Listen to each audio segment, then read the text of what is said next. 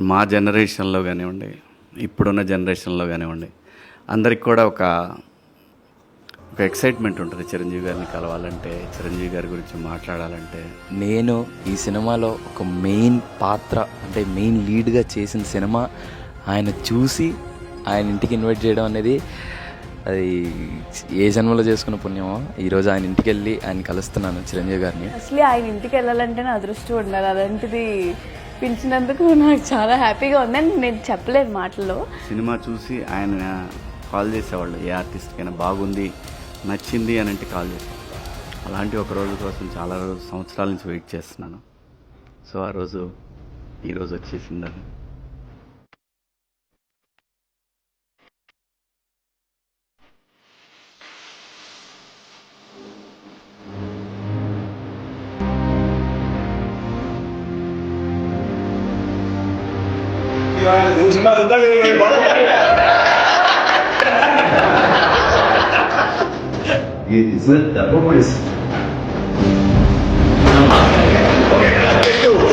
నిన్న చూసిన తర్వాత ఎక్కడ బోర్డమ్ అనే మాట వదిలేసేయండి, లూజ్ అంటారు, అది కూడా లేదు. అంత బిగువుగా పట్టు టైట్గా ఉంది.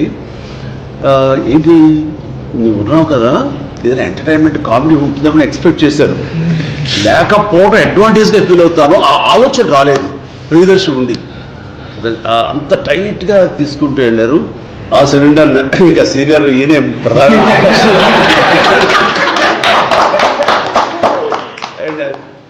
మరీ మరీ క్రియల్గా చేసేసాడు. చిన్నపిల్ల ఇద్దరు ఫెంటాస్టిక్ గా ఇద్దరు చాలా చాలా బాగా చేశారు. క్యారెక్టర్ అబ్బాయి చేయటం కానీ ఆ సెటిల్డ్వి ఎక్కడ ఓవర్గా చేయకుండా అది లోపల ఎంత మదన పడతారో ఆ కళ్ళల్లో కూతురు నించున్న చిన్న చీర కళ్ళల్లో అది కనబడుతుంటే మనకి చాలా గుండె పిండేస్తున్నాం. అంత బాగా చేశారు, ఎక్కడ ఓవర్ చేయలేదు. పూర్వతరంగా మాసిగా చేశారు బాగా చేశారు. ఒక విలేజ్ అండ్ ఆ టైప్ ఆఫ్ అమ్మాయి ఎలా రియాక్ట్ అవుతారో ఆ ఏజ్ అలాగే రియాక్ట్ అయింది చక్కగా. అది టోటల్గా అందరూ ఈ అద్భుతం. కేవలం ఏదో ఎంటర్టైన్మెంట్ సినిమా అని కాకుండా ఎడ్యుకేటివ్ ఫిల్మ్గా, ఎడ్యుకేటివ్ కోర్టు డ్రామా ఫిల్మ్గానే అనుకుంటాను.